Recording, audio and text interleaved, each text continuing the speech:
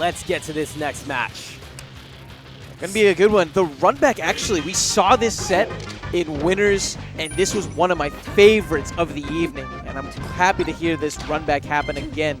Losers semifinals, FX's own Hamyojo versus FX's own Albert. And this is gonna be an excellent match. I think they might actually already be underway, as Albert opening up huge, has Hamyojo at 107%.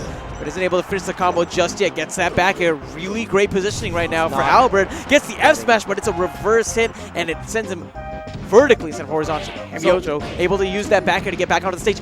Beautiful dare option there, but missing the fair, allowing Albert to sneak in that bair. So the reason why a lot of this is pretty surprising to us is because previously in the last time they ran it back, is Hamyojo was the one who's dictating the pace throughout most of that first set. Now, the thing that's different is the edge guard game, and that is the equalizer in this matchup. Falco is going to combo the hell out of Sheik to hell and back. It doesn't matter. And the thing is that when it comes to coming back onto the stage, Sheik works with needles, works with fairs, works with bears, specifically bears, because if she catches you out there firebirding, she just simply goes out there, back airs, use that long hitbox, and pushes you further out. But the safer option, of course, would be needles. And granted, in neutral, what you're going to be looking for is to see if you can put hands on them. You're going to try to go for drop down fair on top of on their shield, which is -1. So it means you can do mix-ups immediately afterwards. You can try to go for an F tilt, go for a jab, go for a grab. But here's the down throw. This is where the tech chasing comes into play. You saw that he knew that he was going to tech in place there, immediately going for the forward tilt to start up the combo game. Drop down fair, hold, doesn't even have to hold ledge there, and takes that. Now, you notice at this point, grabs needles, holds onto those. It's really important that in those gaps, you gain those fully stocked needles, because as soon as you put them off stage, like you nearly had there, those are going to be detrimental to Falco's stocks. I'm looking for capitalizations from each player. For Hamyojo, it's going to be all about those capitalizations he gets whenever he has Albert off stage. But for Albert, I want to see that on-stage capitalization. Correct. Falco is so good at opening someone up with those shines and then comboing them to bits. We're seeing some of that combo action right now. I love the dare, and the second one is going to be slamming Hamyojo straight into game number 2.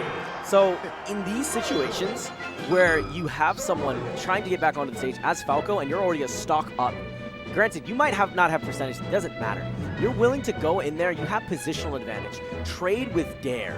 Go nuts with that, because worst case scenario, they see it coming and they SDI into the stage, force some sort of attack. They have a 20-frame window. They could be buffering that, SDI into the stage, bounce off, and then try to get back onto the stage. But those are like those moments where you see it coming, right? So what's difficult sometimes is being able to have that awareness. And honestly, you might not even have a position. But now we're going to go over here to Dreamland, which look for, so when we're looking for other options that we're covering techs onto place. So for instance, if Sheik goes for down throw, and it's at high enough of a percentage that she doesn't actually follow up with fair, she doesn't get to convert, and Falco gets onto the platform, look for Sheiks to try to use back air as a really safe option to cover multiple techs there. But when it comes to these platforms, drop down fair, if Falco's in the middle, drop down fair into F tilt is a great way of just saying straight up, I'm taking this space. This is mine. And again, taking space is very, very integral, I feel, when it comes to playing as Falco overall, right? You need to have that ironclad hold on some of this space. But right there, Albert overextending a little bit, and that slow getup is just enough to prevent Albert from getting onto the ledge. So even stocks, even percents. Let's see who's going to come out on top here. There's the opening that we were looking for from Albert. The tech chases. Dares. Oh, man. He's going to keep loving it. He has to go for another one. He has to wait here. Oh, there he goes. And a lot of Sheiks are pretty honest. They go straight for the ledge. And this is a great way of getting them off.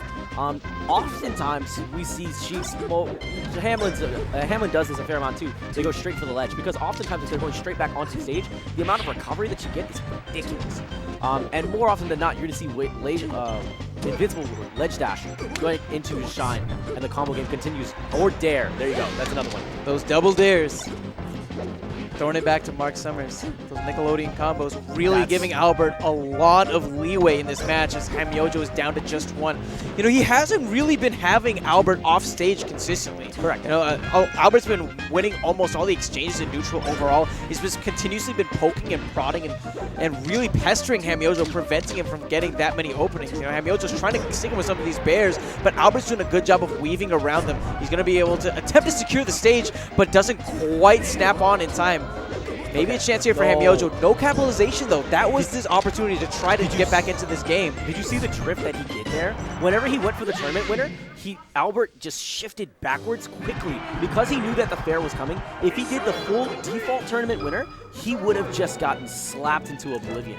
But Hamlin did a great job. While Hamlin did a great job and continued to try to implement pressure, doing things like back air, covering options, it all didn't really come together because Albert just had a stronger neutral game, continued the punish game on stage, and never found himself off stage. That last game, you can count the amount of times that he was off stage. Oh yeah, that was the number of stocks he had that he lost. Pretty ridiculous. Very ridiculous.